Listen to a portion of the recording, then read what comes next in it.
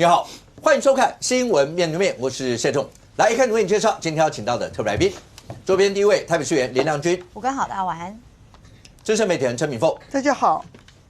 时事评论黄仁忠老师，大家晚安。右边为你邀请到立法委员岳元之，大家好。资深媒体人康仁俊，大家好。资深媒体人尚厚之，大家好。好，那国民党主席郑丽文回来了。那他回来，那今天是国民党中常会，在中常会以前，那也开始记者会，跟全国所有的新闻界，那跟大家报告一下这次访美行程相关的一些收获。不过在这里面，那郑丽文主席特别强调了一个，所有媒体呢讲的很多东西都不是事实，然后里面包括讲到他很多个人的一些东西。好，为什么郑丽文主席特别强调这一段呢？好，那大家要问的当然还有访美成果到底怎么样，见到了哪一些人？那习近平的手真的是像云朵一样的柔软吗？这一段到底有没有讲过？郑丽文主席怎么说的？让你听一下，来。这一切都是空穴来风，自己编的故事。有关于行政部门，我们还是非常的尊重，就是台湾政治人物访美的惯例，所以我们不会对外公布任何相关的讯息。有关于华府的访问，我只能说一切都非常的正常啊。那么按照原本正常的安排来完成。我刚刚已经讲了，就是完全子虚乌有、胡说八道。从我们到大陆的访问，没有一篇报道是事实，那怎么还有脸继续这么卑劣的手法？那么在访美之前、访美的过程、访美之后，继续用这样的方式，我觉得只凸显出民进党当局非常的心虚，非常的慌乱。那么面对郑丽文现象，不知道该怎么应对，分数留给大家去打啦，自己给自己打分数就不必要了。好，那政治主席前面直接点名《自由时报》，然后讲了一些所有那些，然后后面那段各位有没有注意到？表示民进党当局非常的心虚，非常的慌乱。亮君，要不要简单回一下？你们完全不知道怎么面对郑丽文现象，对不对？哪有？我想说，郑丽文自己才要面对大家对他的质疑吧？我们怎么会不知道怎么面对？因为这一次，我觉得郑丽文的出访哦，第一个就是他出去之前真的超高调，而且话讲很满，就是说哦，他也很期待可以见到川普啊，然后还讲说什么侨界都很热烈欢迎，然后还讲说啊，民进党去这个去叫侨界叫侨胞不要去欢迎他什么，民进党没他搞啦哈，一切你要去见谁就是你自己安排。可是问题是雷声大雨点小啊，他回来之后看到大家其实今天的记者会下午我看了很久。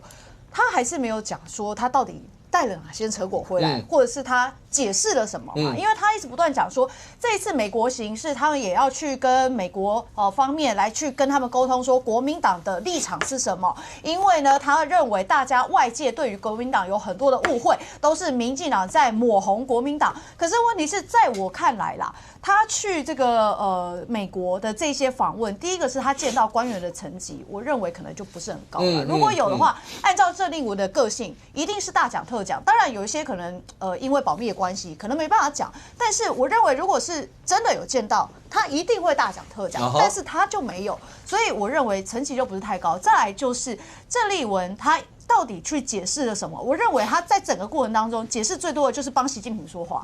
OK， 好，那到底见到了哪一些人？见到在保密之下，有没有什么样的方式可以传达出一些的讯息？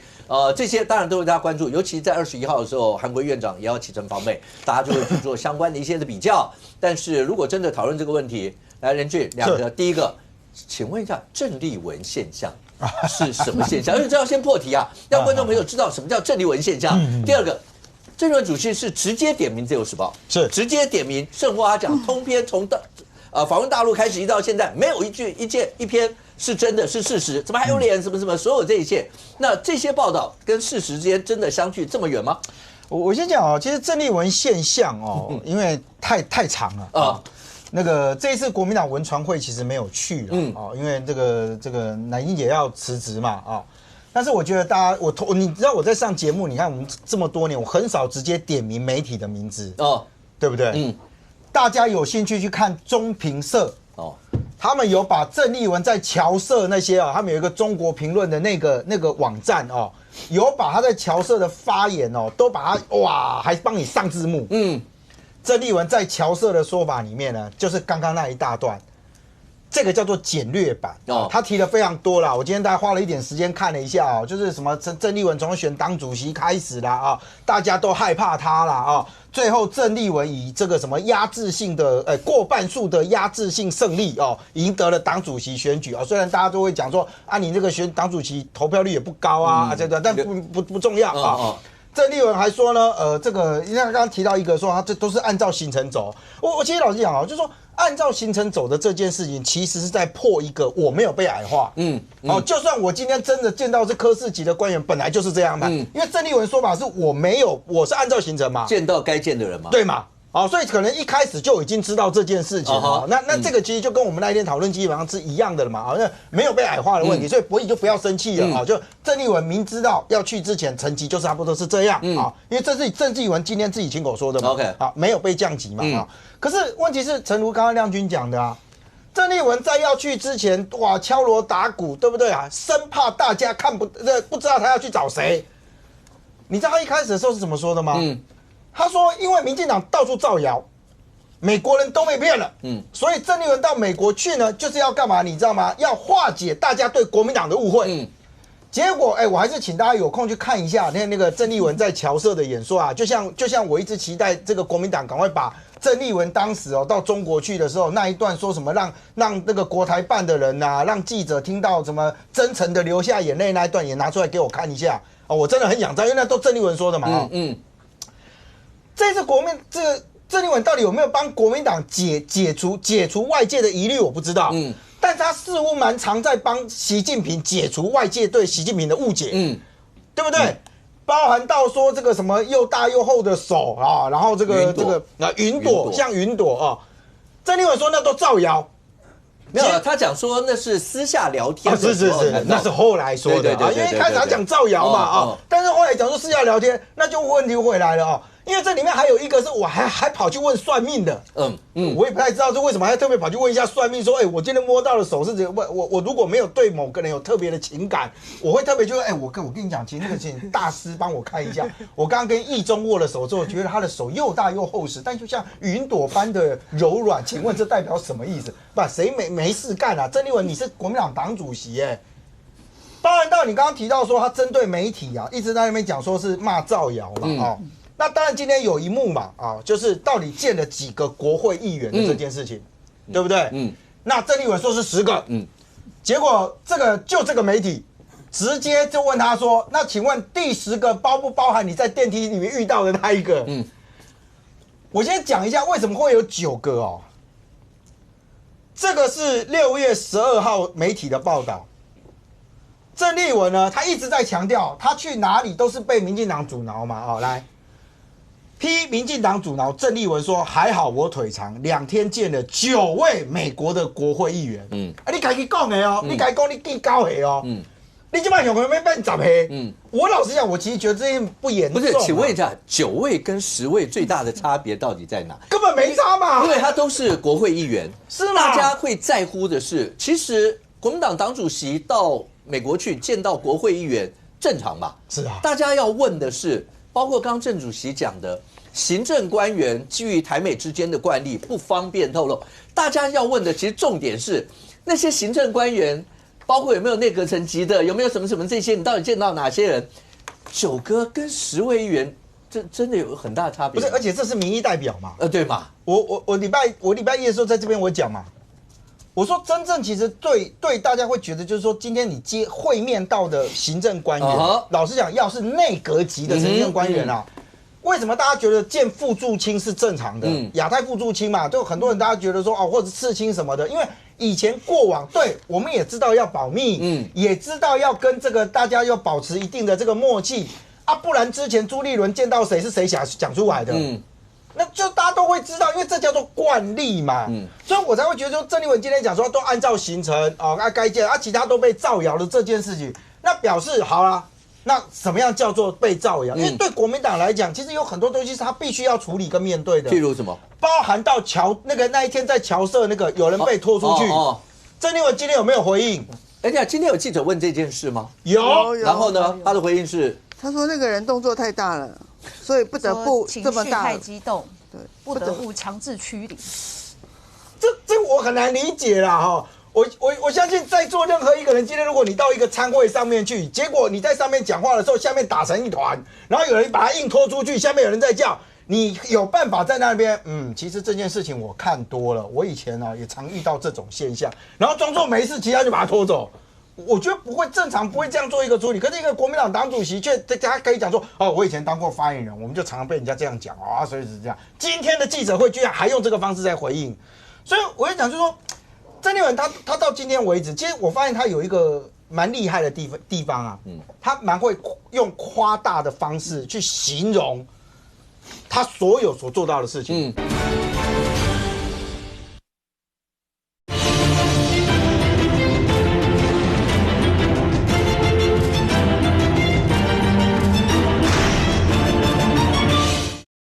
郑丽文他到今天为止，其实我发现他有一个蛮厉害的地方啊，他蛮会用夸大的方式去形容他所有所做到的事情，包含到我刚刚选党主席，你知道他在那个侨界里面哇，那个从细数那个数的可多了，你知道吗？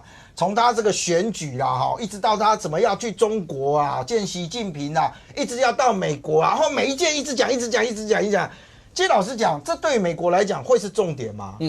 美国的 AIT 在台湾，他收集国内的舆情，或者是看国内的政治，我相信他也看得懂报纸，听得懂中文吧。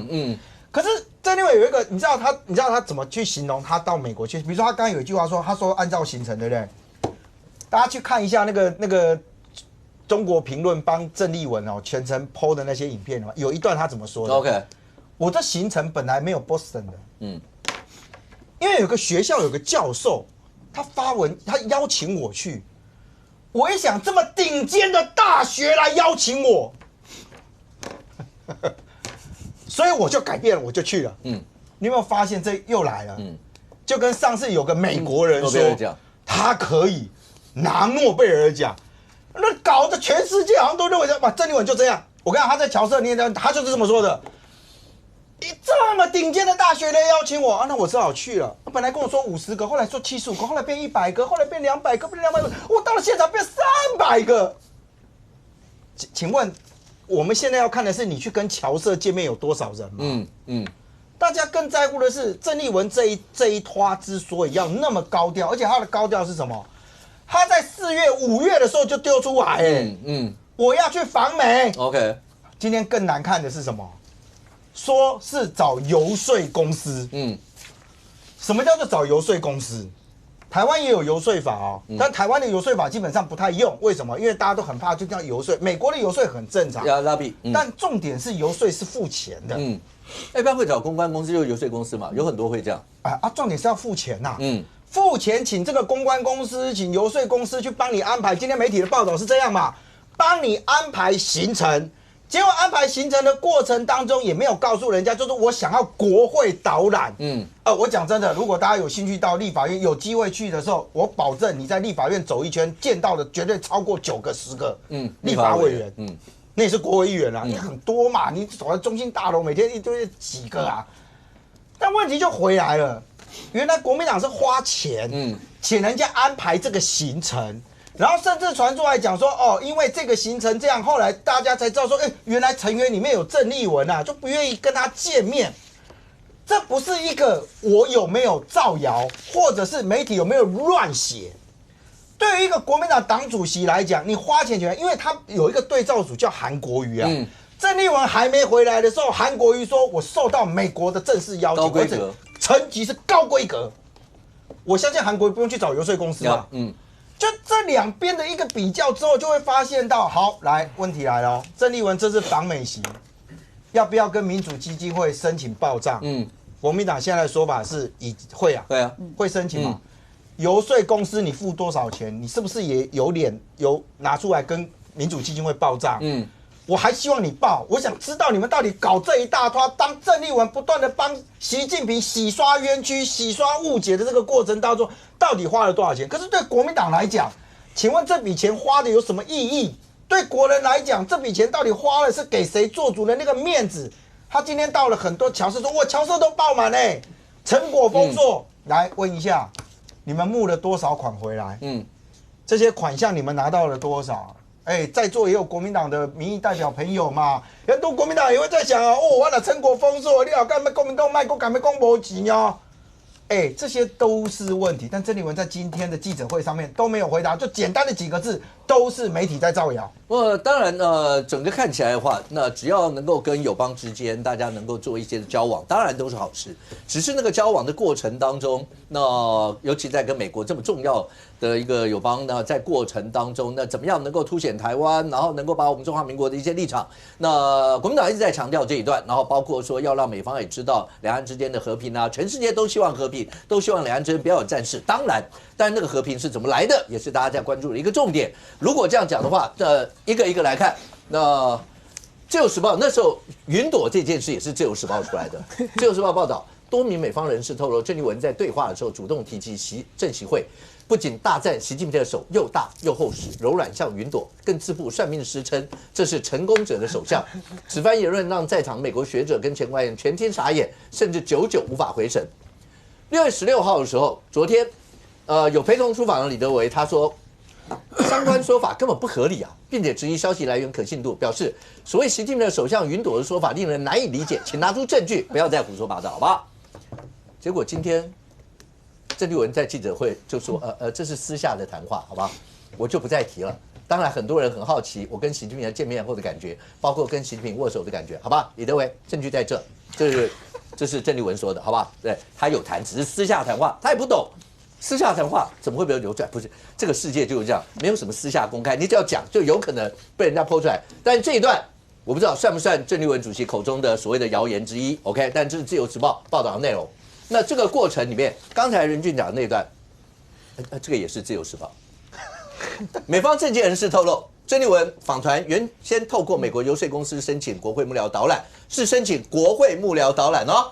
一开始没有说明是郑丽文访团，一直到这个导览同意以后，才承认成员有郑丽文。因此，众议院中共问题特设委员会选择取消会面。郑丽文在华府期间，美国政界传出说正可能参加上周五的美台伙伴关系相关活动，引发参与该场活动的白宫幕僚质有疑虑，最后进而所有的白宫幕僚呢干脆退出活动。这自由时报有报道。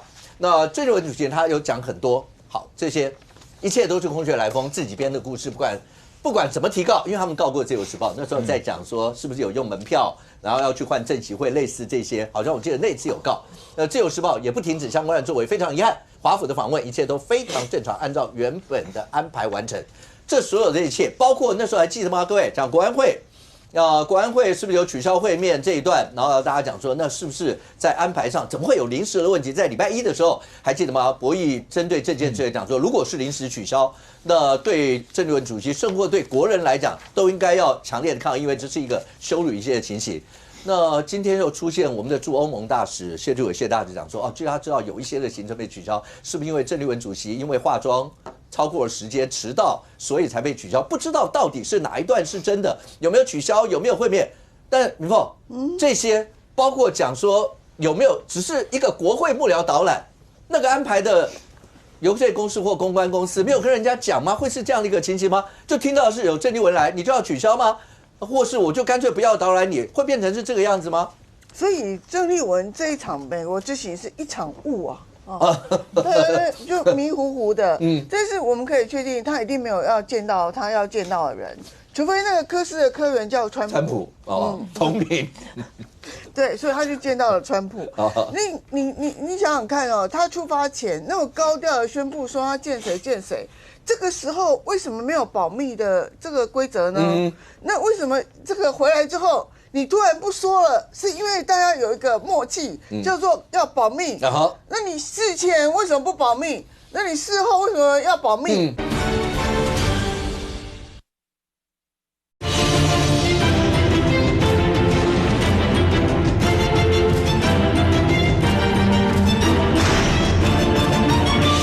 回来之后你突然不说了，是因为大家有一个默契，叫做要保密。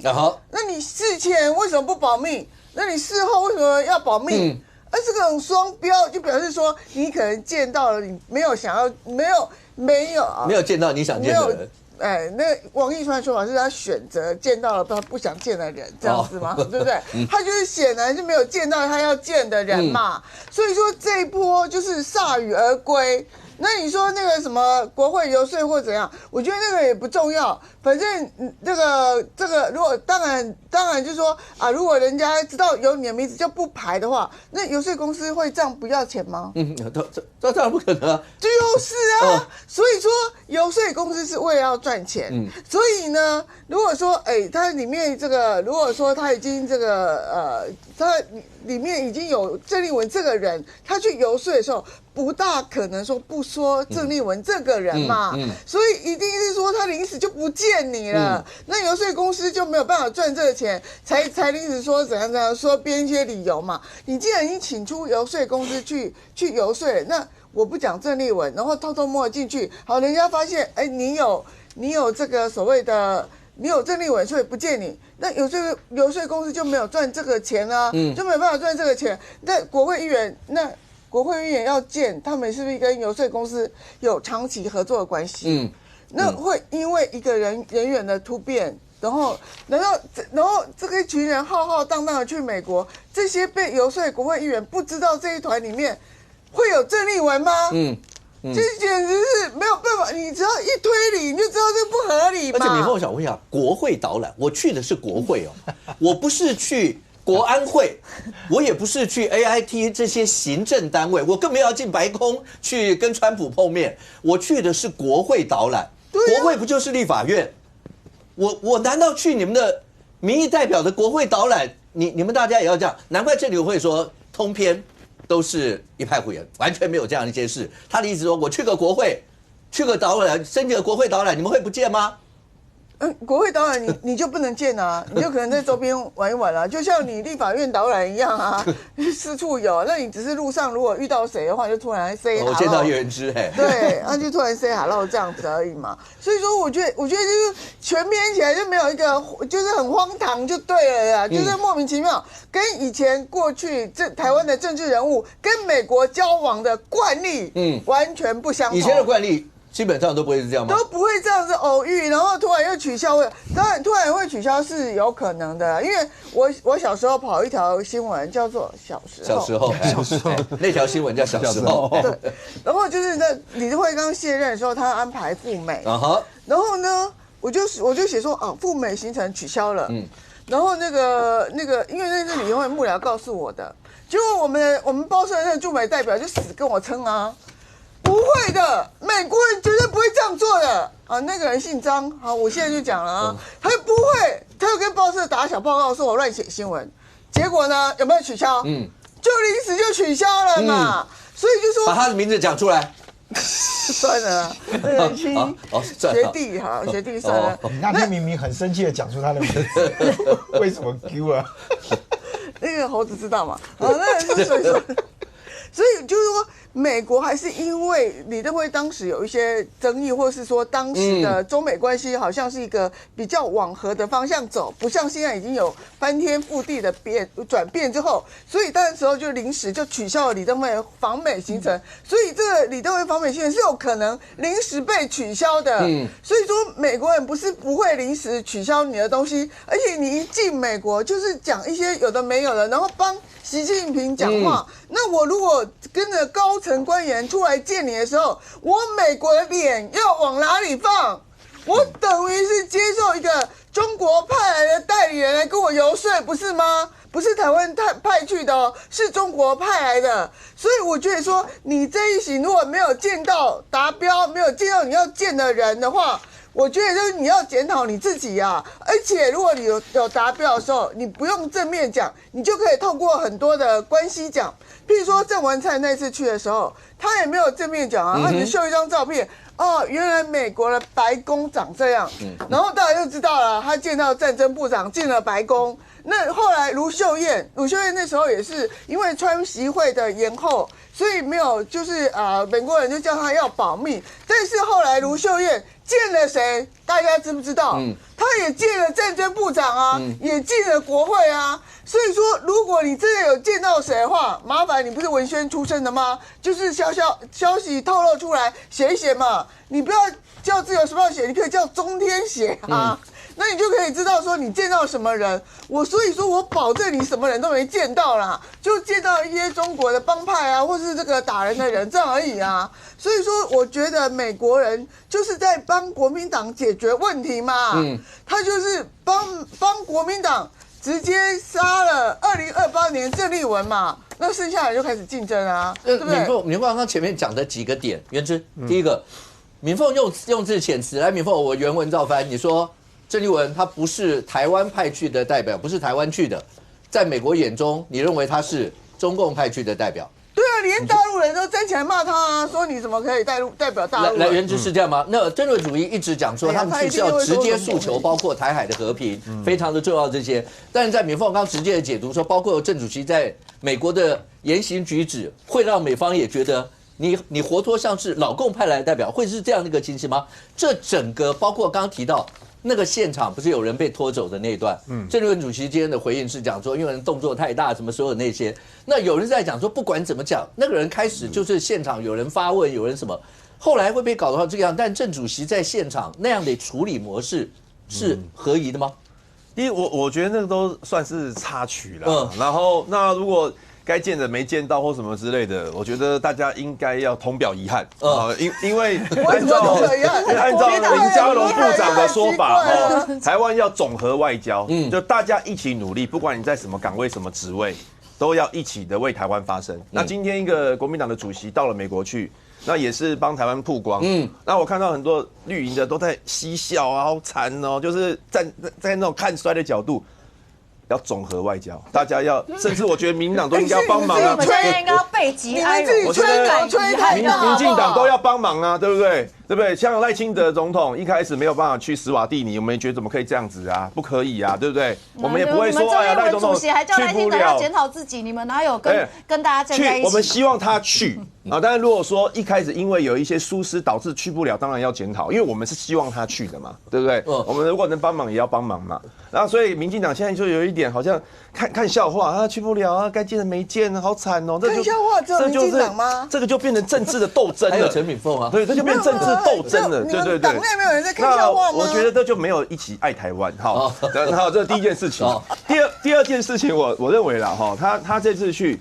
其实我觉得他就是要去跟美国建立一个窗口嘛，因为确实有些美国国会议员对我们有误会，像郑丽文他有见到一个参议员，共和党人参议员苏立文，那这苏立文骂过国民党啊，他那时候骂国民党说，哎，你们是为讨好中共，故意去减少国防的支出，但实际上就不是这样哦。那我们其实美方的军售案我们都通过了嘛，那主要是在商售跟委制的部分，我们希望是放在那个。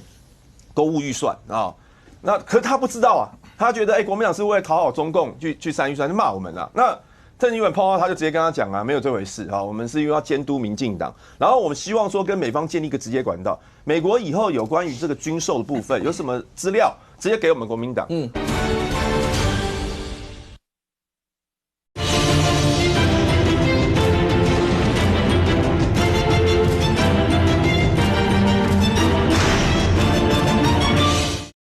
美国以后有关于这个军售的部分有什么资料，直接给我们国民党。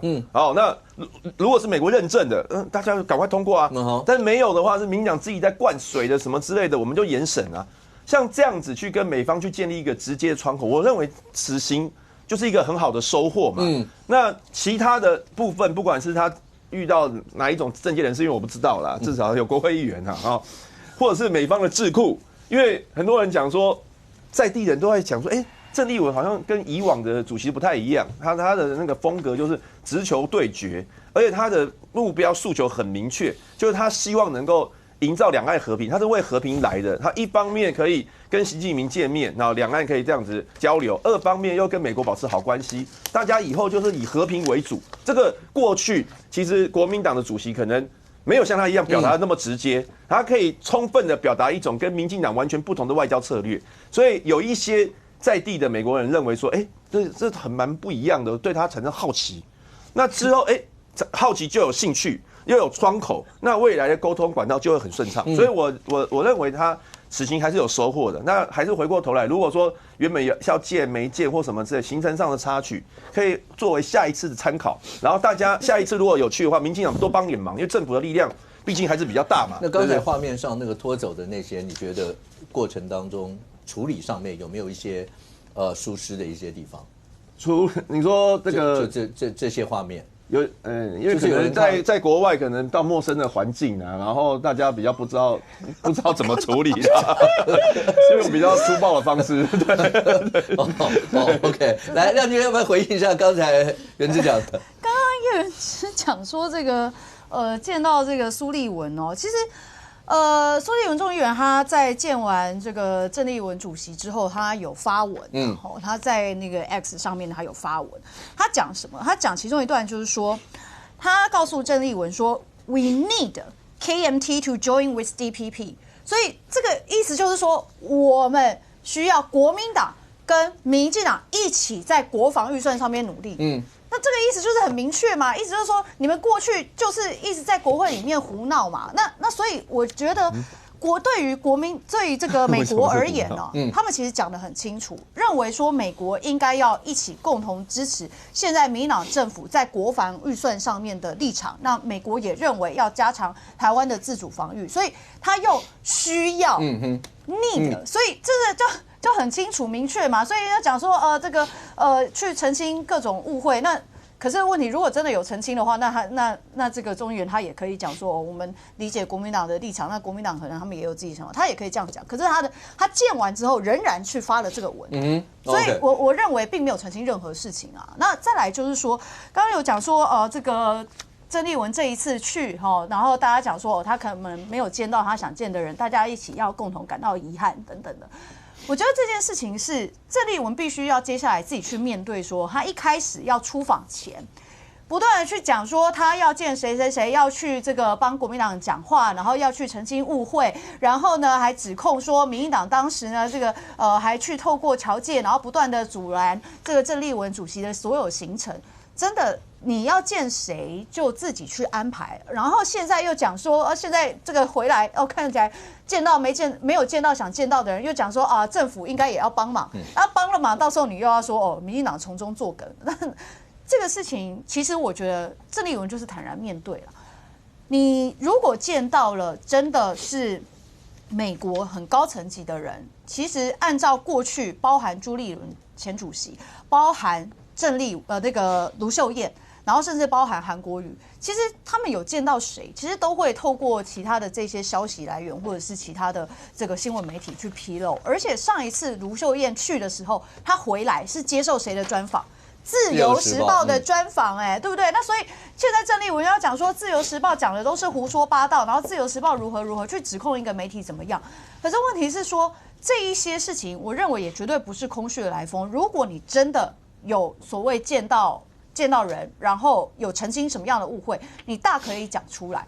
但反观卢秀燕，在今年3月的时候去到美国，她回来的时候，其实她带了非常多的讯息回来，包含她在这个自由时报的专访里面，卢秀燕有讲啊，她就也是一样啊，她就说她去美国那边也清楚的表达说，国民党也很愿意支持这个国防的军购啊，所以她回来之后，卢秀燕讲得很清楚。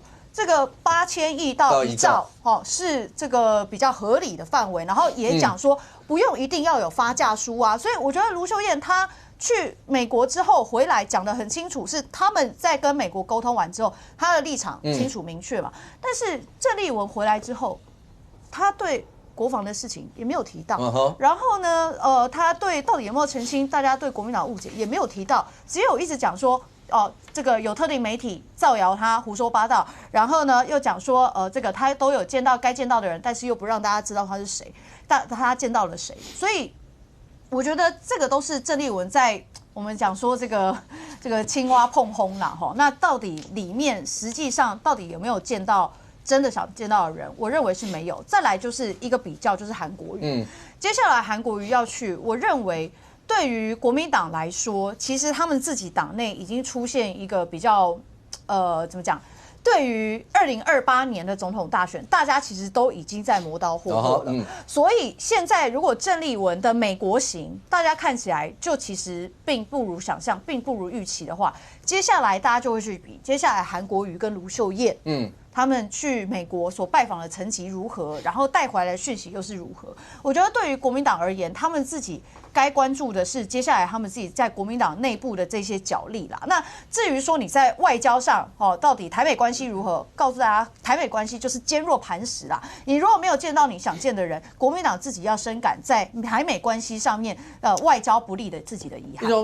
有前央视的记者直接点破他的意思，他的观察觉得是因为郑丽文会不会太过于亲共的关系，所以这一次访美会出现像这样一些的波折，是这样吗？然后大家讲说，刚才来宾字里行间都提到了2028，然后在2028，敏凤讲的最直接，说这一趟是直接帮国民党解决掉了2028，然后没有郑丽文这样的一个问题，会是这样吗？然后而且今天是韩国院长生日，韩院长生日快乐 ，OK？ 那卢秀燕送花给韩国瑜，没错。这里面某种程度有媒体直接解读，这是大家结盟的起手式吗？首先不要小看郑丽文的决心，他在国民党内部讲话的时候，他都说他是有天命的人。这个有天命的人，你现在因为这样子，美国的所谓的挫折，被连降3级的这个官员，然后就抹掉他2028参选总统的意愿。我不喜欢。很多人在劝进他，他还在思考。所以，请不要现在就把它排除掉，这是第一点。你在跟敏凤讲话？没有，我在跟大家呼吁说，不要小看郑丽文的决心，这是第一点。那第二点呢，就是当然啦，就是你说那个前央视记者王志安就讲，他说为什么郑丽文这次的规格被降那么多？他就是说美方认为他是一个亲共的人。那这个其实也不是美方的单纯的认为，他自己在郑丽文自己在去美国之前就说他是唯一一个见过习近平的人。所以为什么美国？川普最喜欢看的 Fox News 的那个福斯新闻的主持人就说他是北京来的人嘛。那确实，郑丽文在美国的这些过程，从他一开始到了胡佛研究所，就先讲一句话，他说那个第一岛链是过时的。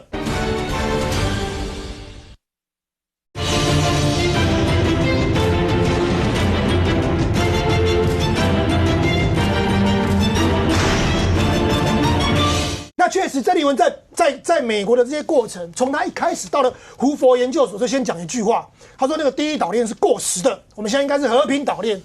美方人听到这一句话，整个傻眼。所谓的第一岛链是从1950年来开始，所谓的他们认为就是韩国、日本、台湾、菲律宾这个第一岛链，这个到现在的这个战略，结果你现在直接就给我们否定掉，在胡佛研究一副就是说这个东西是过时的，这是不对的。那你把那些美国那些所谓的这些国防外交的人，是把它当作验讨吗？这70、80年来他们在搞什么？所以你看他自己到那边以后，一副那种大言不惭的，然后甚至后来还讲说，习近平很冤枉，92共识，92共识被大家什么被你们讲的好像是被一国两制很冤枉。他连习近平自己2019年那个告台湾同胞书之后，他有没有出来讲？说台湾民众其实这件事情伤害最大的是韩国瑜，韩国因为这个事情后来2020年没有选上。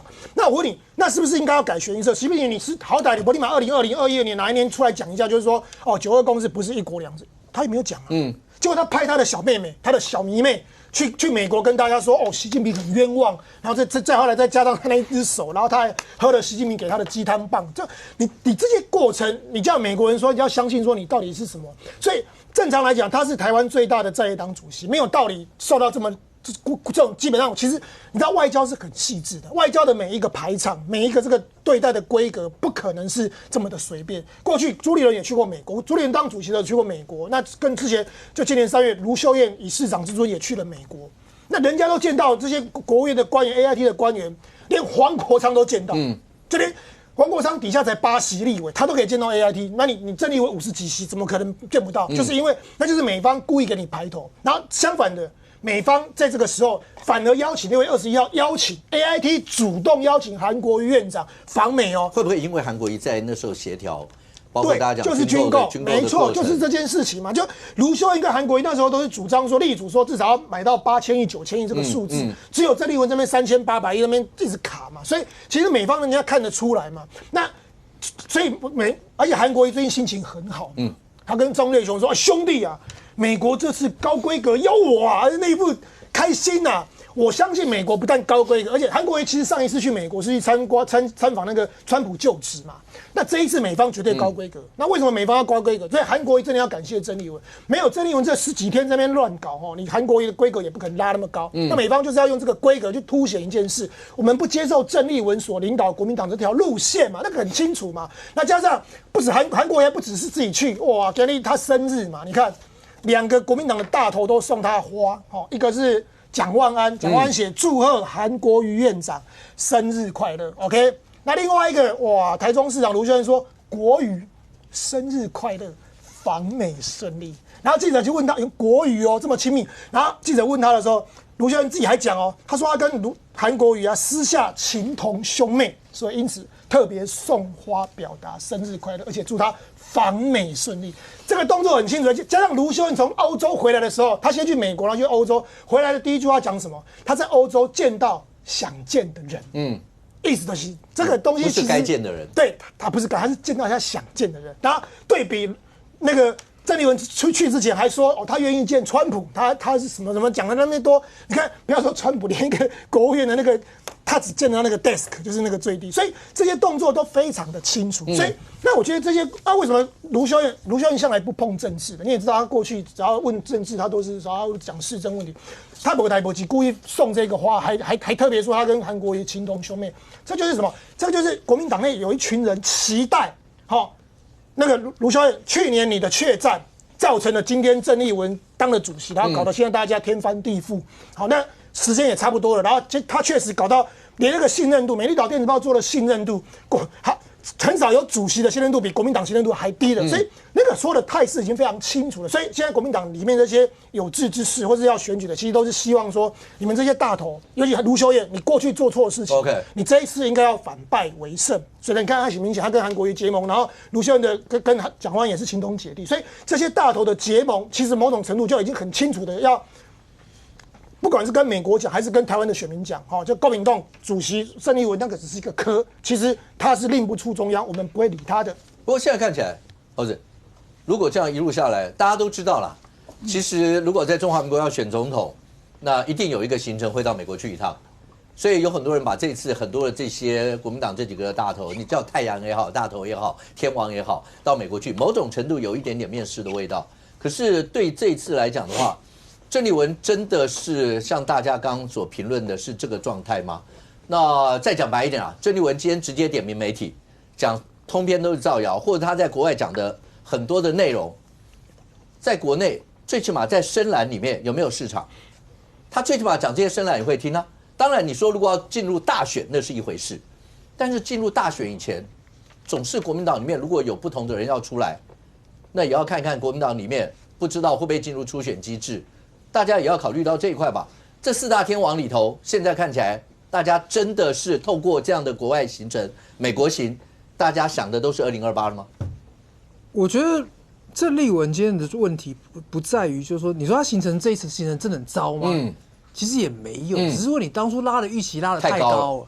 好，你又讲到我要见川普，又讲到那个样子，你把它形塑成一个准面试，就后来看起来不像。好。那我上礼拜就讲，就是说你今天来讲，你 AIT 安排的行程跟国民党现在自己安排的行程，我就说国民党现在能量不足，一定不会太好，那不幸严重嘛，那我也必须要刚那个场景帮他讲个话，他们的能量不足到，就是说那个人不会是他安排的啦，当然拖出去的人不是他安排的，当然，他有没有注意到他是不是在现场？应该如果有注意到，他有，因为他有讲说慢慢来。好，那就你应该有一个表示，因为那个场面一定不好看，那场面一定不好看啊，然后那也不会是他能够安排的人啊。国民党现在在美国没那么多人啦。那我必须要讲，就是说他今天的状况就是说，你拉到那个，你为什么要去拉到那个高度？他其实是他有意要去把它拉成一个水面式，不然我讲说他在侨界很成功啊，好，他在侨界很成功啊，甚至他跟研究单位机构的状况也不糟啊。虽然你不管。你国内听了觉得他轻不轻松，但是就老美很有兴趣嘛，对不对？但老美有兴趣，当然不见得是因为美台关系，而是因为我做台湾研究的人来讲的话，你郑丽文是台湾未来政治的一个大变数。我如果是研究台湾问题的学者，我一定愿意跟你谈，喜不喜欢我都愿意跟你谈。但是很明显的官方的态度是不一样的。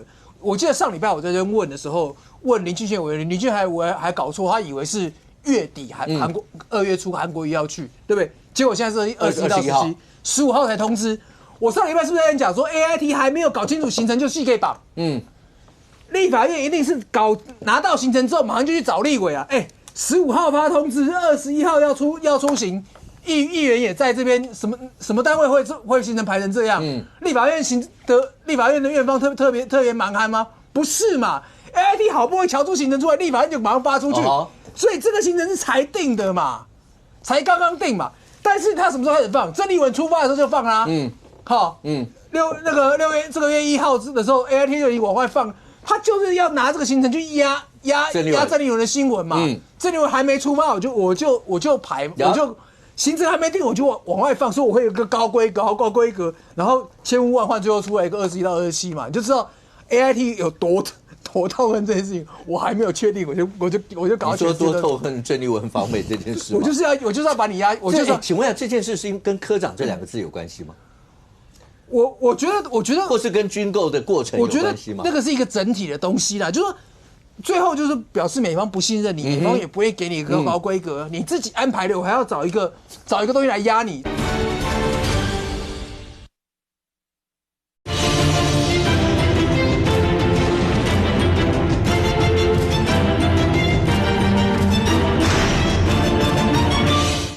你自己安排的，我还要找一个东西来压你。再来，你看《自由时报》的东西，我不管说，因为我们不知道细节，好，不知道这真实的状况，但是你可以听得出来，那就是一路有人在放一路有人要就是那能够放的人，除了美国还有谁？美国不断的在放什么云朵一样，什么之类，就是美国在放郑丽文的状况，跟你讲说他的访问状况不好嘛。就是美国官方刻意要去贬低他的行程，但是这里郑丽文自找。如果说你今天不是要去把他拉到准面试的成绩，其实他也不差啊，他侨界的反应不差啊，研究机构最起码虽然得到了一个什么魅力十足但天真的一个评价，但是其实最起码他有一定的沟通。但是问题说，你如果把他拉到准面试的行程的时候，大家就要从准面试的状况去检验嘛，那就不是你讲了什么。而是美方讲了什么，或美方的态度是什么，但是你看卢秀燕的状况，他当然也没，就我们刚刚前面都在讲，就说美方的安排，通常回来不能够讲细节，甚至有些时候连人名都不能讲，但是一定能够去形容一下一个氛围到底是一个什么状况。但你看郑丽文，我跟各位保证，所见到的所有的层级，绝对不会低于历来任何一位。不是啊，他会告诉你说美方有什么，我没有告诉你谁，但是我就跟你保证，我一定是这个样。等到最后能公布的时候，绝对不会是打我自己的脸。但是我现在就敢大声的告诉你是这样。他一定会跟你讲说一个，比如说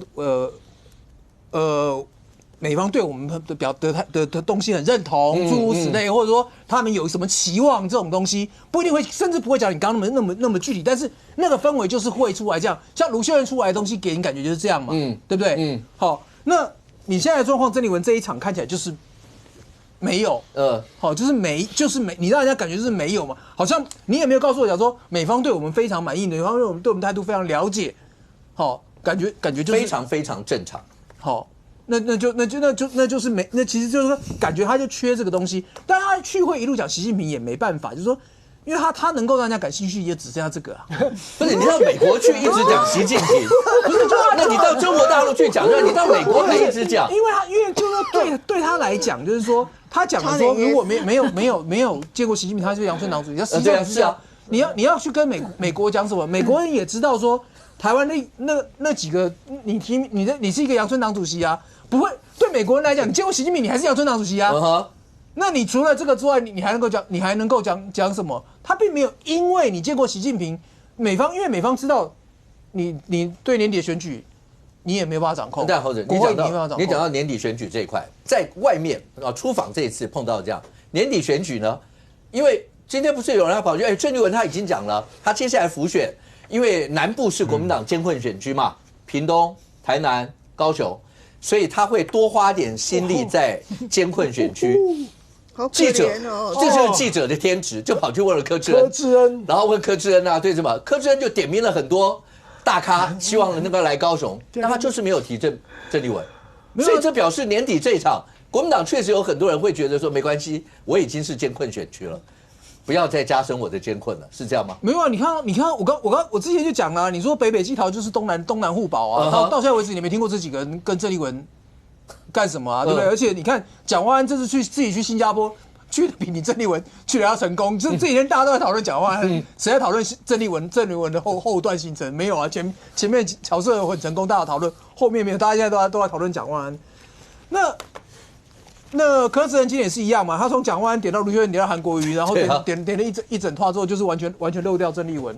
其实对，就是说你的路线是，就是你本身来讲，你党主席好，要不然就是有票，好，要不然就是有钱，好。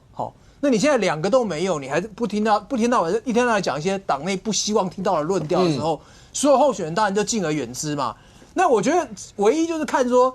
他这一次是不是乔瑟真的募款状况募得很好？讲句实在话，你回来真的口袋够深，有资源的话，大家不认也得认啊。好，因为我讲实话，我在高雄办一个大场，或者说我在凯道办一个大场，你们那个闪着说我都不来，我都没听到吗？总不能吧？可是如果是我今天我自己花钱办的时候，那我就不一定要请你了，那就是另外一个姿势。当初可以那个侯友宜可以不请马英九。对不对？任俊，我直接问一下，年底选战媒体有一篇报道，等一下元之回应一下，说国民党有一个摆烂的声音啊。所谓摆烂的意思是两难呐。2026国民党如果赢，那郑主席一定有功，接下来直攻2028大位。2026如果要选输，什么叫输？不知道。彰化丢算不算输？还是一定要到新北丢才算输？上公的意见是彰化丢就够痛了，那不用再等到新北。有人说，如果万一新北，那是不是那对国民党一定是大伤？但是郑主席一定有伤。但是这时候他是不是要引咎下台？下台以后，国民党2028是不是反而有望？有媒体有这样的一个报道。当然，持平来看，对民进党来说，高雄如果万一有失，对民进党来讲一定也是个大伤。我如果持平这样看，亮君，我先简单，如果都是假设，民进党如果真的高雄有失。赖清德的主席干得下去吗？我觉得当然一定会受伤啦，哈。那但是因为你高雄失了之后，那可是问题是你在其他的县市状况如何？要不要补回来？所以我觉得是要看整个台湾的选情如何。好，我们就很单纯化，这都是单纯假设，两边各自可能会有这个，就是如果民进党高雄丢，但是新北没拿回来，对民进党一定大伤。一定是这样，对不对？如果新北没拿回来，高雄丢一定大伤。那赖清德这个主席还干得下去吗？这个上一次是王一川还林俊宪就直接说不用讨论，赖清德这一定要下来。民党传统这样，国民党如果新北有失，当然高雄没拿回来，要不要下来？我觉得当然大家一定不太能接受啊，就是因为我们有15个县市嘛，如果是现任的，如果没有办法继续取得执政权的话，那一定大家15个对，我们你们现在有危机的嘉义市。彰化、宜兰这都有危机哦，所以你的意思说这3个，光这3个不要讲到新北，光这3个如果有失万一啦，那郑丽文可能就要下来。没有要不要下来看他啦，哈，但是到时候一定会有人讲嘛，一定会有人讲嘛，就是说，本来我们这个县市那为什么会掉嘛，一定会有声音出来嘛。但是至于说我们没有一个机制说，好像只要你选的比上次差，你就一定要下来，没有这机制，这是完全看主席的。对，要看，但是会有声音。对，那刚才2个是持平，两党都各自会面临到赢的、输的，那要怎么样？但任俊，这篇媒体有看到这个报道吧？国民党要不要痛一次？那年底，但是谁会愿意年底要把它选烂啊？不，政治上面自然就烂了嘛，因为有郑丽文做党主席，自然就烂。政治上面就很简单就是政治人物一定要买个保险，所以买保险就是一定要有个春秋的空间这个空间要先画出来嘛。就比如说，为什么我其实刚刚听到元之讲说，我15个县市什么，我其实有点愣住，你知道吗？因为那其实是我的主张，我也赞成。因为2022国民党算是那一仗算大胜，没有我拿15个地方就下台，没有，我知道了，有声音的，我知道了，你不要那么急，我知道你很害怕被清算影片，我知道了，好，对，还有要补充的吗？没有，对，他有说他怕被剪短影片，对，不是，因为老实讲，如果我现在执政有这么多县市。我掉了，本来就是输嘛。国民党后来为什么大家讲有一个春秋的空间，就是用6都来算嘛？因为6都大家觉得有指标性嘛。我其实觉得啦，就是说今天这6都里面，你看像新北，新北国民党本来的态度就是我后与执政两任呢，21年本来就都我们的啊，我干嘛一定要让？就那时候跟蓝白合的时候就是这个态度嘛。那高雄、台南一定是被民进党视为指标啦。我觉得丢了，现在就刚刚元智讲的那一句，就是说我们没有一定要他下，要看他自己，意思是说看这个人脸皮够厚不够厚嘛但是你刚刚提到的说是不是摆烂啊？我倒这样解读啦，因为可能是媒体标题那个有时候字数有限制嘛。就他其实有2种说法，一种叫做早死早超生啊，意思是什么？郑丽文现在已经开始讲了嘛。我怎么南部啊什么要去嘛？艰困区要多去，多花功夫，早点去吧。有些人觉得早点去了嘛你既然要来也没关系，早一点痛，早一点好嘛你今天来了在这个那后面我们大家各自行程排开。我知道其实你像这种地方一定会去问一下，那主席接下来有什么行程啊或干嘛的大家办大型活动，可能想办法迎合一下主席比较忙的时间。这样可以错开嘛？不然像李四川那种东西，我讲实话，对郑丽文来讲，他能容许第几次的，再多几次的李四川那种状态，我连提早到你都要跑，我晚到就算了，你说你来不及也就算了，我提早到你还要跑，对不对？这第一种的叫做早死早超生，是那种赶快来。可是第二种是比较麻烦的一件事情，就是说这个报道里面提到说国民党内部，但我觉得可能性不太大啦。为什么？因为地方的这个执政权是地方人物的命脉当然，谁会觉得说我为了把卢秀燕不对，我要把郑丽文拉下来，所以我宁可算了，我们这一趴不玩了。我觉得很难。但那个的说法是说，那就这样好了啦如果这个按照原之的说法说，党内也没有说一定几席就要谁下，要看主席自己不然好了啦，这个大家都 OK 啊。就自己干脆2026这一拖，大家选烂一点选烂一点，我看你还有什么理由什么之类的。我们会选得很好。你真的很怕被转正，真的怕没有你出现的空间。乱插有，他讲了，没有这个问题，没有。好，记得帮他剪进去啊。不是，如果你讲就是这个声音出来，我刚刚一开始讲，我觉得在地方上面很难。为什么？因为你这丢，一丢之后，你要几年后才拿得回来。我经营了这么久，现在你光看地方上面。可是我这样回来问，你说选举用席次来论成败，合不合理的这件事？国民党现在还没选，就自己弃守几个了。哪一个？没有吗？哪一个？我们新北很认真啊。你是说哪里？这只会讲新北。你光看几个提名的机制里面，你就知道国民党其实包彰化嘛。赶快啊！彰化等下会被剪短影音。没有，魏平镇渐入佳境。几个很多人其实一开始还没有选举就觉得不看好。那这种如果一开始就弃守，新竹你根本连派人都不派人。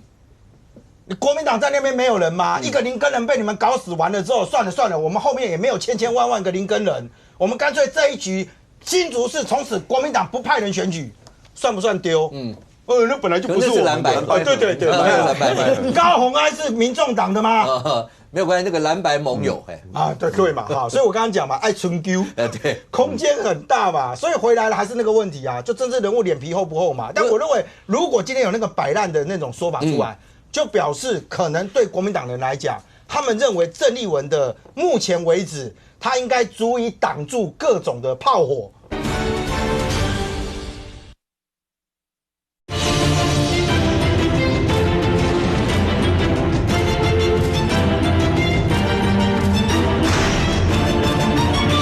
就表示可能对国民党人来讲，他们认为郑丽文的目前为止，他应该足以挡住各种的炮火。不管你怎么批他，选举结果跟他有什么关系？但敏凤刚刚直接讲说，会不会自然就变成摆烂的一个结果？可是任俊刚刚讲，地方选战、县市首长或地方派系或地方人士经营了这么久，我不管你上面的人的主张，或是会搞成什么样，我总是要在维持我这个地方，这个也通。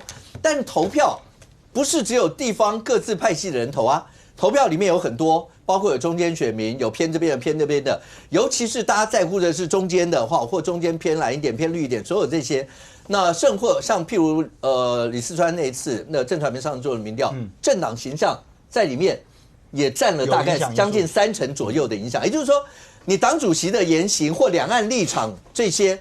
多多少少会在一些选民的心目当中，它会有一些的影响。所以敏凤这些会不会也造成年底？那当然了，就是说，如果你越乡村型的选区，好，那我觉得，譬如说云林或是那些这个比较乡，那可能受影响比较小，因为他们就是地方型的这样子，然后这个我们这个张家在云林也很久了，那我们就看张家的头是谁，我们就选谁嘛，那郑丽文来不来？那就是没有关系。但是如果你是都会区，越都会区，那除非你像蒋万安这么稳的地方，那就不会受到影响。可是像新北这种飘摇的，好那个飘来飘去的那种。中间选民就很重要啊，那你有这种党主席的时候，中间选民就会考虑半天。如果你的候选人没有特别的优秀，或是政绩没有特别提出来的好的时候，他就会衡量各种因素。那其中党的走向就是一个很重要的因素嘛。那今天就说，基本上你郑丽文在选举的前半年。其实已经靠近后半年了，你就不应该再搞这些了啦。你说两岸这些东西，对，就是这，而且你搞的两岸是跟台湾的这个中间选民不符合的这个风向嘛，所以说基本上你作为一个党主席，你不负责，谁负责呢？对不对？这个谁在这个选举之前还搞这些个人的宣传，还宣称自己是郑丽文现象？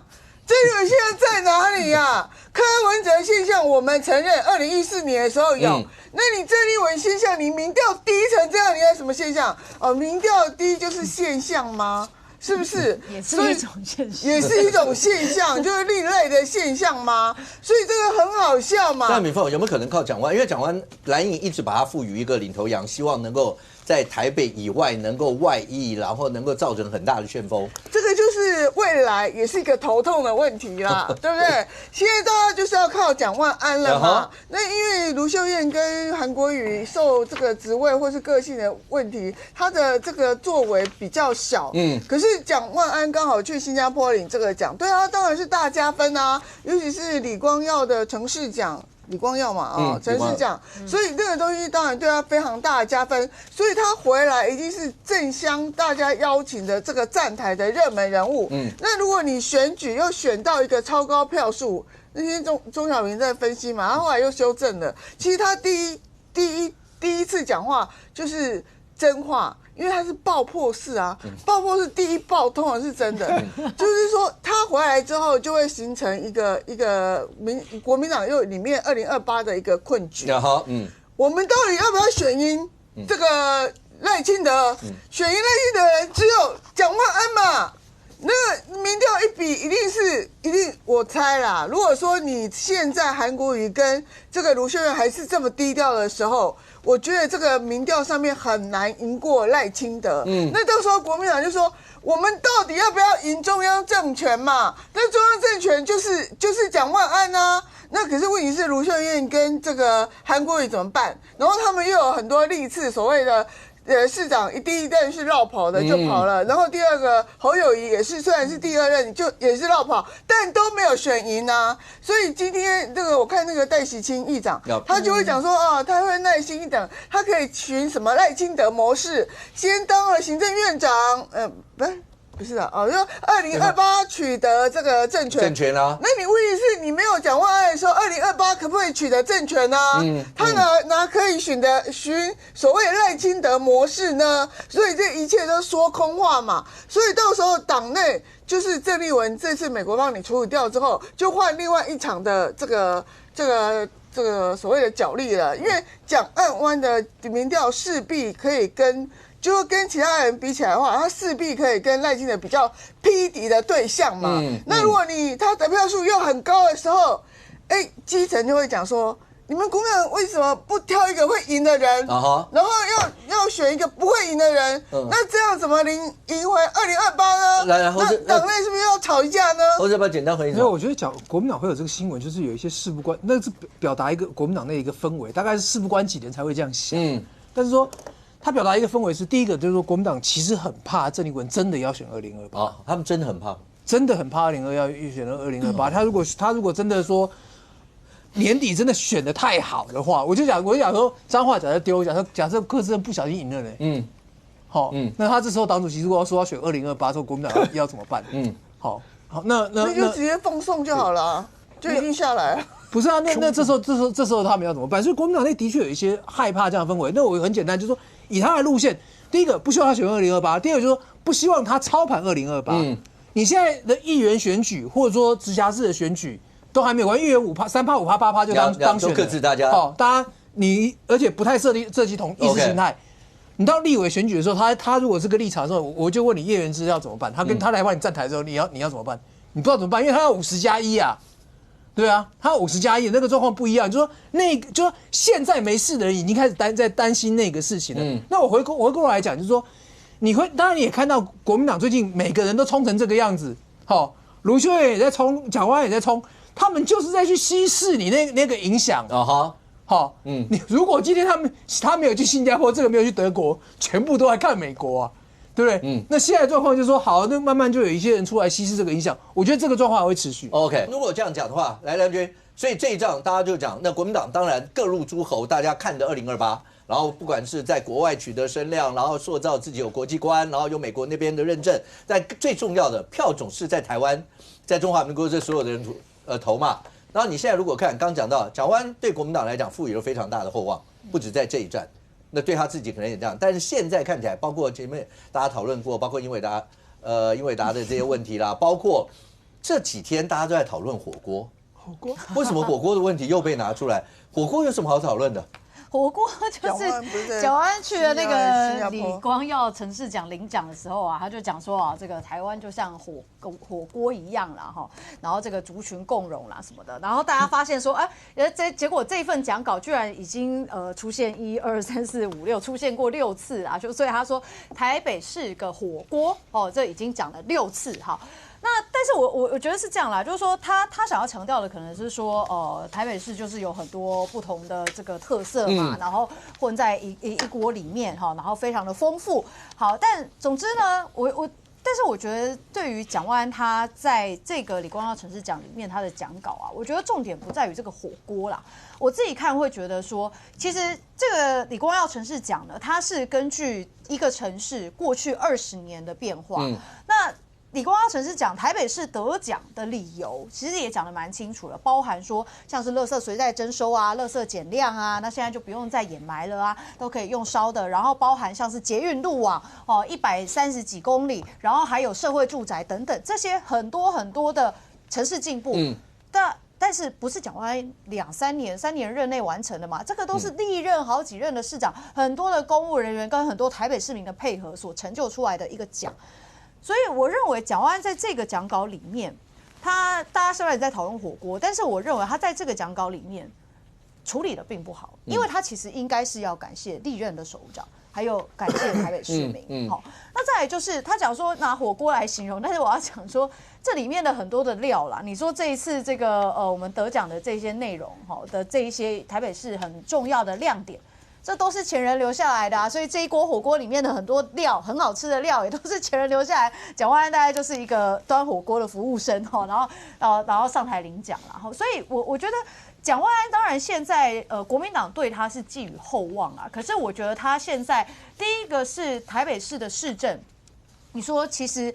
因为沈伯洋出来之后，我认为这个比较对照组就立刻出来了。蒋万安在很多的议题上面，不管是先前的这个鼠患议题啊，然后针孔稽查问题等等的这一些，大家都会觉得蒋万安在行政处理面上面看起来是很多有漏洞的。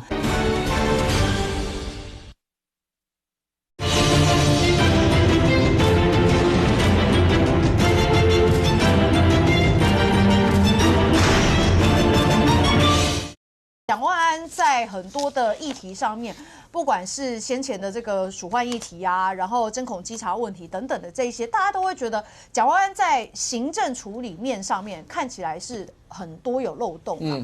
那如果是在他执行能力有问题的话，那接下来他如果第2任可以顺利连任的话，然后他拍拍屁股就要走人的话，我觉得这对大部分的选民来说，大家并不会认同这样。那亮君后面讲的这段已经会出现，因为上次民进党的议员朋友来这边的时候，已经有人会直接讲说，那到时候在议会的时候会直接问做好做满。这个话题一定会出现。我不知道，我想亮君大概也会问这些。原之，这对蒋万安来讲的话，第一个，刚才亮君直接点名蒋万安对市政方面的熟稔度。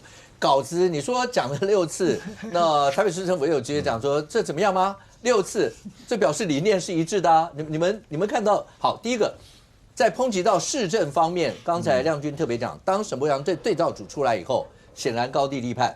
但你也看到蓝军现在在讲沈伯洋的时候，会讲到，因为讲到内湖，包括交通，包括房价这些到底凸显出什么样的一些状况？我觉得民进党去蒋万安讲火锅，真是无聊到鸡蛋挑骨头啊！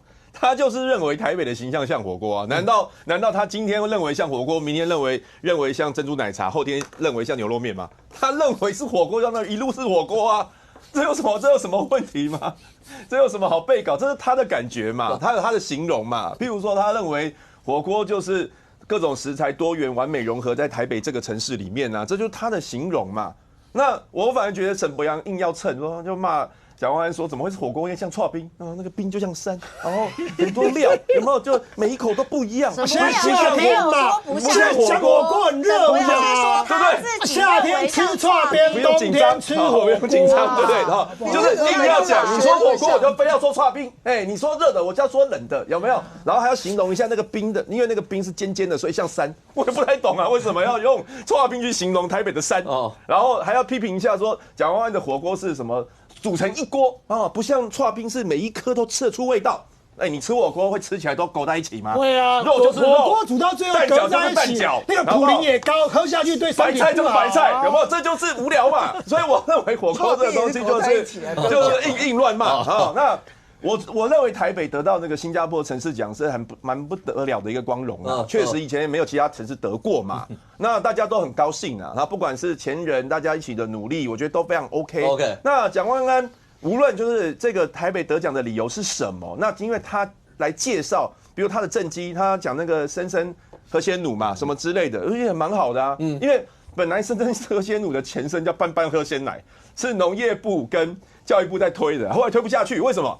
因为很多学校没有冷藏设施嘛，所以你鲜奶送过来之后呢，也不知道怎么办。然后让小朋友立刻喝的话，万一在午餐前又吃不了午餐，所以有很多原因。后来教育部跟农业部推不下去。我还遇到一个笑话，那时候我问一个小朋友说：“你们班有那个你们有班班喝鲜奶吗？”他还说班班喝鲜奶，谁是班班？为什么他有喝鲜奶可以喝，我为什么没有？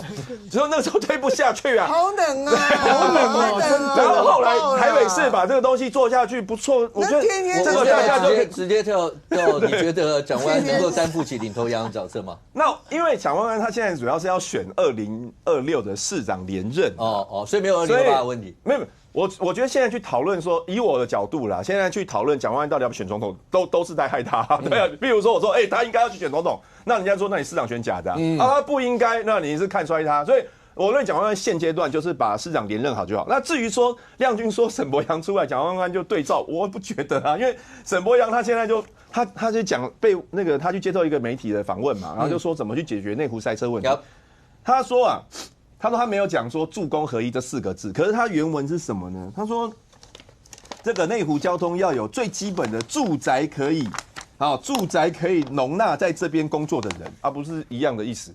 然后所以主持人是郑弘仪嘛，他会说，可是内湖的房价很贵。然后这个时候他才说，所以我们要盖青年宅、科技宅或婚育宅。第一，他的意思其实就是在这边工作的人，如果住在这边就不会有塞车，这是他的原意啊，没有错啦，这就是他的文意啊。那你要看啊，在这边工作的人真的可以买得起这里的房子吗？第二，你那边画大饼说要盖婚育宅、青年科技宅跟什么什么宅，请问盖在哪里？内湖的哪里？然后盖完之后可以容纳那么多的人，还有再来就是，你以为盖一个住宅就是盖了？没有，你盖住宅，它算它的容积率。为什么要算容积率？因为你要看周边的连外道路，还有学校。然后还有比如说污水下水道各项公共设施能不能配合？所以他根本就不懂啊，就这样信口开河随便乱讲。那有点断章取义了。你的意思是说，如果可以工作跟那个住家是在最基本上那是最好的嘛。现在有提出说，如果比方说像婚育宅或者说这种科技宅，类似这种公共住宅，但是我们也懂嘛，我们不是笨蛋，我以前搞公共住宅了，公共住宅就是需要很大的空间嘛，那确实内科的空间没那么大，所以它这个只能说是其中解决内湖交通的其中一个方法。那当然还有别的方法，可是你现在把它断章取义，变成说好像你这个笨蛋一样，就只讲到什么住在这里就是什么工作在这里，所以我觉得那是恶意，网络上有点让你就是就像袁志远怕被剪一段一样，我也怕被剪啊，就是你现在就给他剪一段，然后就给他形塑什么样像个笨蛋一样，所以我觉得那不能这样讲。用他还有讲说让企业工作时间交错了哈。但他不是讲说要让大家的休息时间、工作时间对齐吗？这个以前也都做过，对齐就有经济发展，然后就有文化支撑，就可以跟国际接轨。这也是他讲的。其实像柯文哲时代也有讲过这些类似的，就是大家都讨论的非常多。但是如果那么好解的话，我相信过去就解了。我再讲一件事啦，蒋万安不是拿到那个李光耀的城市特别奖，里面其实你们都没有看完全文，只有本人看完全文。他全文在这里，他拿到的是台北市的城市特别奖，他其实不是首奖，他是特别奖。首奖是伦敦。那里面他当然提到很多，就像刚刚亮君讲的，他其实是过去很多市长的。那你不厚道，你至少立马在，你不要只拿那个鲜奶是其中之一没错，但是你前面那么多过去市长，从陈水扁、马英九、郝龙斌这些市长过去做，甚至柯文哲也有做，我立马讲俄勒起来，你嘛无嘛，你规样的 suki， 他是讲牛奶跟 AI 跟火锅，那所以我觉得这个为了郝龙斌或是马英九，我会觉得说你好像有点不厚道，这是第一点。第二点是他这一篇得奖文稿里面有提到一件事情，台北市还是很多挑战，其中第一个挑战，我呼应刚刚讲的，就是高房价，高房价的问题要解决。现任的市长你在处理这样的代志嘛？第二，塞车就是内湖塞车，他不止内湖，他就很多地方塞，所以这都是他其实在里面就有提到。然后第三个，包括那个河流，因为我们台北是不是盖了很多那个高的围墙，然后让那个河流、基隆河跟淡水河都看不见。所以我的意思说，我哪是一个市长，那这时候就是要针对这个事情，针对李光耀城市特别奖里面提到台北市未来的挑战，我们应该拿出这个政见来讲嘛，这就是交锋。可是重点是蒋万安并不想跟沈伯洋交锋啊，所以为什么才会有英伟达嘛？那其实英伟达这件事情，现在有媒体人讲，就是说台北市政府这1年来，因为英伟的权力大嘛，因为它等于就是蒋万安的分身，所以变成是很多局处啊都是跟他说英伟郎啊，所以他们现在台北市政府现在有个叫英系。就英伟的系，我觉得这件事情其实不一定是好，对蒋万安也不一定好事。就是说，蒋万安你当然英伟是你的重要的幕僚或者你的分身，可是如果分身可以直接掌握到，就变成人家的英系的话，那我觉得这个东西很危险。就是说，不管怎么样，你才是市长，英伟不是，不能拿那公叫人家讲，不你给你和英伟算好啊，还没登记啦，不你叫英伟选起定后啊，我相信他也会上啦。啊，你讲话你的合会选你2028，要不要这样做？如果不是这样的话，你就是市长，你不能让你底下的人变成是好，很多事情就是英伟的。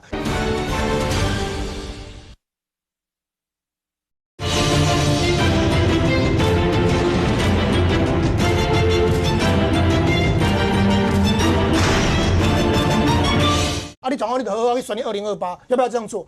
如果不是这样的话，你就是市长，你不能让你底下的人变成是好，很多事情就是英伟达。这件事情其实有没有伤呢？有，你知道像上礼拜不是他们跑起来英伟达吗？你看这个是网络的声量哦，这是两个人的声量，你可以看到蒋万安的声量在泛绿竟然就是 YouTube 里面泛绿的人看他的比例竟然高达5万多。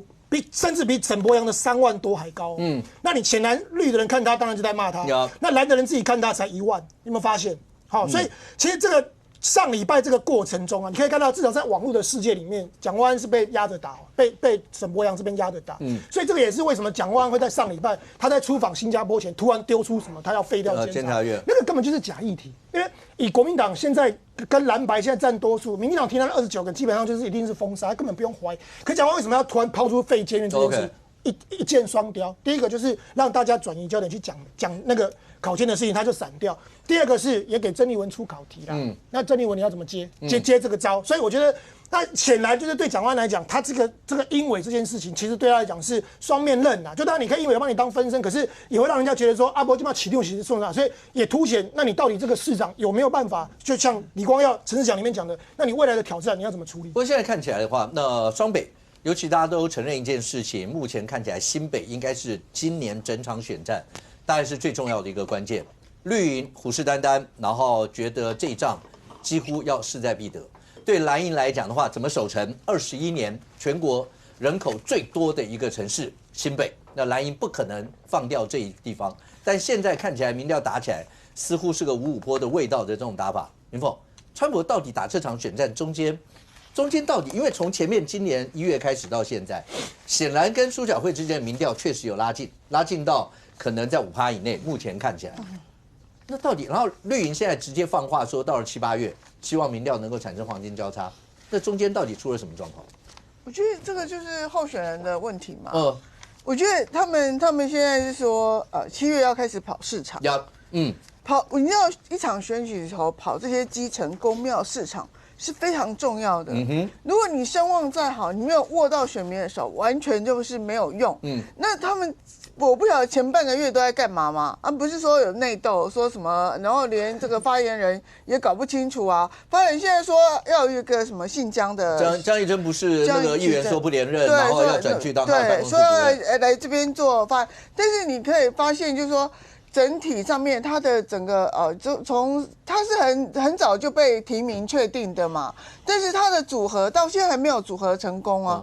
可是苏巧慧当时一弄的时候，就开始派很多的立委，吴佩林楚英还是谁，你们就下去整个做一个整合，然后加上苏巧慧的父亲本来就有一个团队嘛，所以我觉得这个东西就是一个就是内部的问题，然后再来就是苏巧慧的笑脸真的是比较可爱，然后呢，那李世川就是说，你要么你就是未来，如果你7月开始跑市场有起色，那我们再来看嘛，那如果你连跑市场都没有起色的时候。那我觉得就新北就很危险呐，就对国民党来讲就很危险，而且你整个竞选的策略，你丢了非常多的政策，可是每个政策都被人打枪，都很奇怪。那你今天选举不是？我觉得他选举选得太琐碎了。也许他是工程出身的，然后他就说我要盖什么？什么？有动物医院，有饭店，然后很多这些，对，然后什么最近还有灵骨塔，我也不晓得。瓢虫公车，对，但是所以说你就是把这些东西都很分散了，那你就是有点像韩国也在打高雄市一样，这边要盖爱情摩天轮，那边要盖什么东西？当然，韩国有一个就是我要什么甘口郎什么东西的，那句话叫什么？莫忘世上苦人多，这句话是。感动人心的，所以你川博，你就是欠这句话。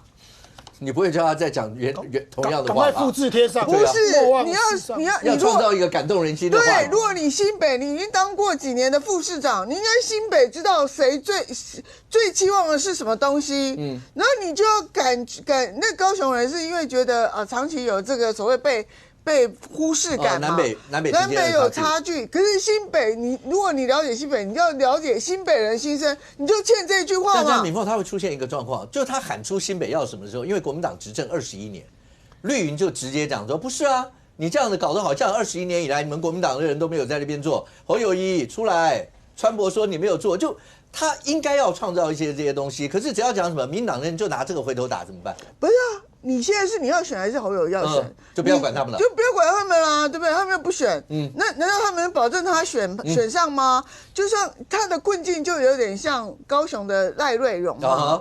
那就是说，不过这两个人都，比如说新北跟高雄。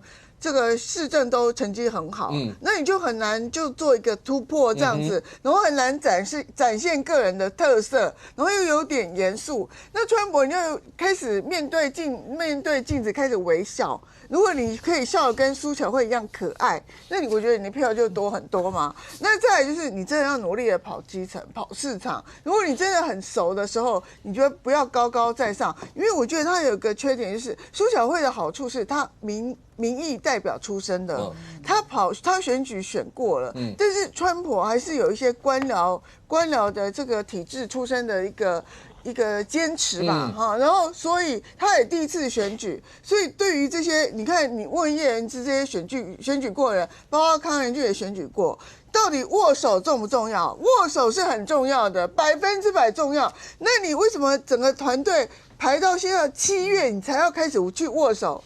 你的民调当然是会下滑，而且你脸又不讨喜，然后说话也不讨喜。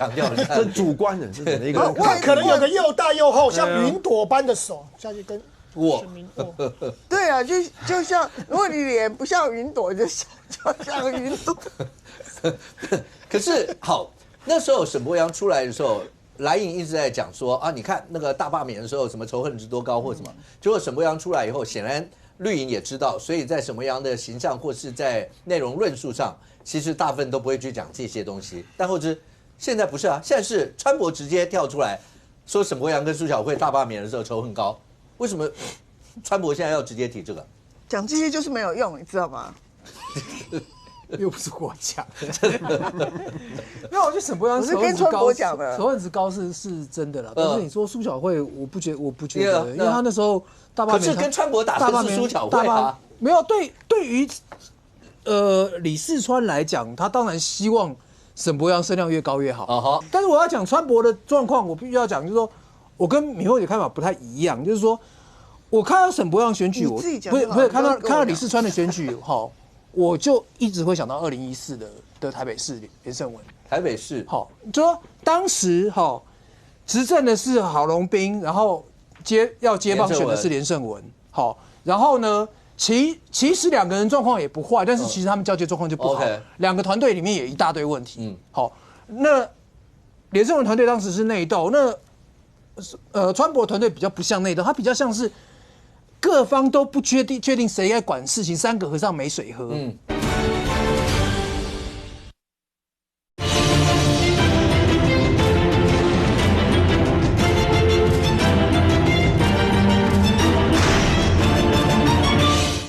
三个和尚没水喝。好，所以我不管在媒体的圈子还是明代的圈子里面，都听到很多抱怨，分不清楚轻重缓急。那我觉得他的状况不是先去握手，你先把你团队搞定，其实很简单，就是你的团队、你的总干事搞定了，后面底下东西就搞定了啦。什么东西该出什么菜，就有人去决定了。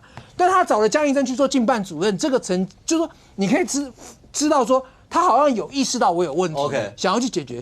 但是竞办主任这个层级太低，你是没有办法去要总干事、政或主委。对，你要去，比如说他们也会跟你讲说，比如说我这个地方最好的行程给你，结果你去跑一个阿萨布鲁的行程，或者说包括他们有国民党议员在讲说什么苏小慧跟监，好，我认为那不是跟监啊，因为我听到的是苏小慧其实他地方散的人排的很多，所以该有的地方他都有人呐，所以你走到的时候，你以为你这个行程我好不容易跑到，是不是觉得有来跟，然后你再给他跪下盖啊，好，所以他会有这个问题，所以我觉得他先把他的行程搞定。怎么出赛顺序搞定，你再去决定说我要不要去走市场。来，人去简单回一下。先走市场啊，我觉得台北跟新北每一个候选人都已经在盘点自己的缺点在什么地方。江宜真去担任竞选办公室的主任，他不是担任竞选总干事。你不要小看江宜真，江家在新北。他有妇女的组织盘因为从最早的江惠珍开始，他其实很努力在经营。江惠珍以前还当过板桥市长。对，所以我会讲，就是说李四川难道不知道他的妇女票弱吗？就像刚刚讲的有来宾讲他长得又不像云朵般的时候怎么办？所以我认为他为什么会开始会去想要去走市场的这件事情，反而放出来这个讯息，因为很简单，李四川在新北的制度，特别是女性，而且女性到目前为止她的表态率低。就是说被认为说他很有可能在选情的翻转上面，李四川如果用工程专业或者什么，他很有可能会吸收到男性的选票的制度高，但他女性会弱。所以你看他这一次的这样的一个布局来讲，我不认为他没有想要做，但问题只有一个，他的想法能不能透过年轻的发言人群，把它转换成为大家能够接受的语言跟态度，那个才会就会变成是李四川的问题啊。可是大家在盘点。所有年底这场选战的时候，刚才大家也不会演讲。如果年底选战对蓝绿两边各自如果哪一个地方有闪失的话，那党主席一定会面临到一些的压力，甚或会被变成是2028的一个联动。有一个地方，来，一中，年代民调中心今天做了一个新竹县。对，新竹县国民党一直觉得对新竹县来讲的话还比较稳。但是上次初选的过程，那其实中间有一些的风波，结果最后是徐信盈出现，是，然后民党那刚公布就是由郑朝芳，对，现在竹北市长是，然后代表，然后民党打新竹县，对，那今天这份民调出来，其实新竹在未定之天吗？确实，现在刚刚讲国民党可能会调的，就是除了宜兰、彰化、嘉义市以外，对，现在可能还多了一个新竹县。为什么这样讲？因为今天的年代的民调所做出来的，我们看最上面郑朝方其实是30.5%的支持度，那国民党的许欣莹是32.3%，其实两个只相差1.8%， 那个在民调上已经是误差范围。那如果你去细看的话，我先讲这个民调是今年6月，就是郑朝方宣布，民进党宣布郑朝方参选以后做出来的。在4月，其实年代一样是年代，因为我们比民调都要同个机构，一样在4月的时候，那时候是许欣莹国民党初选赢了以后，一样做了一份民调，当时许欣莹是赢郑朝方5.8%，也就是说。过2个月，徐欣莹的赢的幅度剩1.8%，掉了4个 percent。那如果你再细看哦，你看，其实以泛蓝来讲，郑朝方有拿到泛蓝的票17%哦，然后在白银这边，因为徐欣莹是蓝白共推嘛，对。可是你看白银这边郑朝方也有33%，那你觉得他强在哪里呢？中立选民他是16%赢了徐欣莹的12%，但是未表态这边是66%。那我想，如果以这个比例来看的话，我相信这66%未表态的中立选民里面，应该会比较支持郑朝方。所以。其实这个民调对郑朝方是相对是来讲是看好的。然后我再讲一件事情，就是郑朝方哪里赢呢？这里我们看这里，我画出来这个年纪的部分，他在49岁以下全赢。虽然他输徐欣莹一点点，但是徐欣莹赢的其实只有50岁跟60岁这一块。OK， 那你知道湾岸选举的时候呢？其实中间选民跟那种年轻选民才是最后决胜，因为他们的那个投票意愿不像过去那种党派，所以这一群，而且他是50岁以下全赢哦。所以这个，然后再来他哪里还赢呢？他竹北市大赢。他竹北，因为竹北他是市长，他在这边赢了徐欣莹10%，这个也是某种程度上，他的竹北市的市政，让竹北市民觉得说，我们不分党派，我们要投给他。然后这一次他为什么还赢呢？还有一个竹东他也赢，竹东过去在国民党是比较强，可郑朝方这一次竹东也小赢。然后再讲一件事情，那你说为什么徐欣莹的民调做出来，其实郑朝方没有跑呀？民进党上礼拜宣布他参选到现在，其实郑朝方也没什么动作。反观徐欣莹已经动作那么多，从去年的国民党的初选就一路杀。请问一下，你刚刚讲的国民党初选，对。那从国民党的支持度对许欣莹的支持，对国民党初选的裂痕完全弭平了吗？当然没有啊。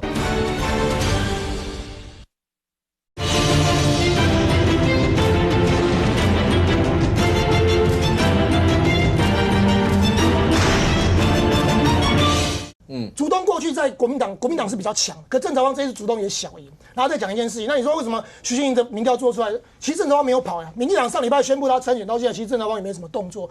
反观徐欣莹已经动作那么多，从去年的国民党的初选就一路杀。请问一下，你刚刚讲的国民党初选，对。那从国民党的支持度对许欣莹的支持，对国民党初选的裂痕完全弭平了吗？当然没有啊，包括连那个媒体在访问那个徐欣莹，我看那个接受广播专访的时候，就是那个媒体在问他的时候，他说你们那个蓝白啊，就蓝白合以外你们国民党自己的，现在变得好像蓝白合 OK， 反而是你们国民党自己的合不 OK。但到目前其实甚至地方还传出说那个陈建仁还有可能会自己去选。某一点，至少陈建仁当初输的没有公开表态要支持徐欣莹，甚至我刚才讲地方还有人在传说陈建仁会不会最后跑去选，不清楚。但是显然就是因为你给人家杀到刀刀见骨，而且你还告他很多条，哇，陈建仁我都无来无去，叫你不干那个你哥哥呢，所以这件事情其实在基层有发酵。所以从这个过程，还有一件事情，竹北也很大乱，你知道。竹北市原本是他们是说蓝白合，然后民众党是推邱成元，黄国昌不是征召他吗？对，国民党的底下那几个都不满意。国民党有4个人参与了初选，然后最新的消息是那个吴旭智就是要国民党议员，然后要当竹北市长。然后国民党已经讲了，国民党党部主委就杨文科要讲说，希望民众党跟我们比民调，合理嘛？蓝白合本来就要比民调，吴旭智是徐欣莹的师弟，他移动生妙天系统，那他们要比嘛？就民众党到现在也不敢回啊。所以你看这里面的问题这么多的情况下，广告白条你自己都没有整合啦。所以从郑朝方的角度，就是他就好好的把他的市政推出来，而且其实听到很多那种中间选民都说，他们很羡慕竹北啦。老实讲，新竹县13个乡镇市，那竹北你老 K 的在，那竹北都漂亮亮，然后他盖那个图书馆啊，然后下水道什么都很漂亮啊，其他县市就摆在那边。所以我觉得平常讲，如果以这个趋势来看的话，徐欣莹其实有点撑不稳了。当然他的那个妙天的信徒跟他们那个国民党的资源还是多了，这个不可否认。可是我们只能说这一局现在就是五五波。OK， 来元真，对你们来讲的话，这个地方可能也会有得拼吗？我觉得第一个就是因为郑朝方才刚刚接受征召啦，所以他应该是有点红利啦。但是郑朝方也被人家批评啦，就是他心不甘情不愿，就是说他一直拜托他出来选县长，没有心不甘情不愿的，考虑这么久，他是因为竹北市长要联动，所以原本是新竹县长的提名要跟竹北市长带动，但是因为现在国民党跟民众党自己竹北市长都瞧不拢，所以民进党现在就先不出牌，所以是因为这个原因，所以甚至网络上谣言说，原本上礼拜要提名郑朝方，然后什么后来突然就不提名了，然后说郑朝方要扭捏 ，no。内部的消息我问过了，那就是因为空军的那个飞官失事，礼拜二失事，你礼拜二失事，你礼拜三就宣布他参选，因为你这种东西不是在伤口上让人家不舒服，所以外面的谣言都乱写，就其实就很单纯。之前是一直有消息出来说要征召郑朝方，又没有，要征召郑朝方又没有，大概来回大概3、4次啦，所以难免会给人家有这种感觉啦。那既然反正现在2个人民调就打平嘛，就赶快努力啦。那刚刚新北的部分啊，因为这次新北的选举真的非常奇怪，因为苏巧慧她跑得非常勤，来30秒来，她还去接车，她还去送车，然后她就是跟那个跑议员一样。那川博现在也跑得非常的勤劳就是要跟他比啦，然后跑市场这些都要啦。那接下来我觉得接下来就是政策的比较啦，可能比较能够分出上下。来梁军30秒。我觉得在刚刚元之讲啊，如果要讲政策比较的话，老实说，这个苏巧慧其实从今年他征召之后到现在，他已经提出了超多政见了，但是你看到李四川的这个政见，现在刚刚大家讲还想不起来啊。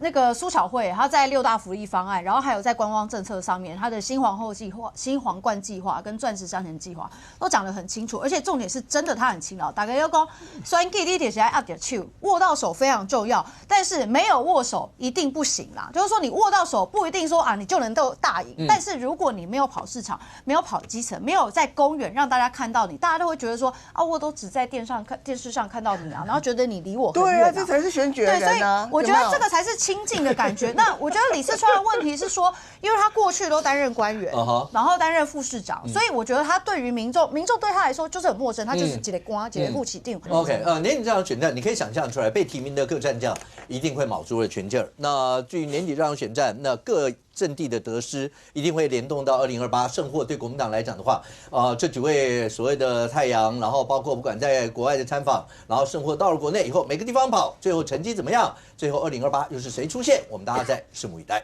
非常谢谢现场所有来宾，也非常谢谢观众你的收看，谢谢我们这边，我们明天见，拜拜。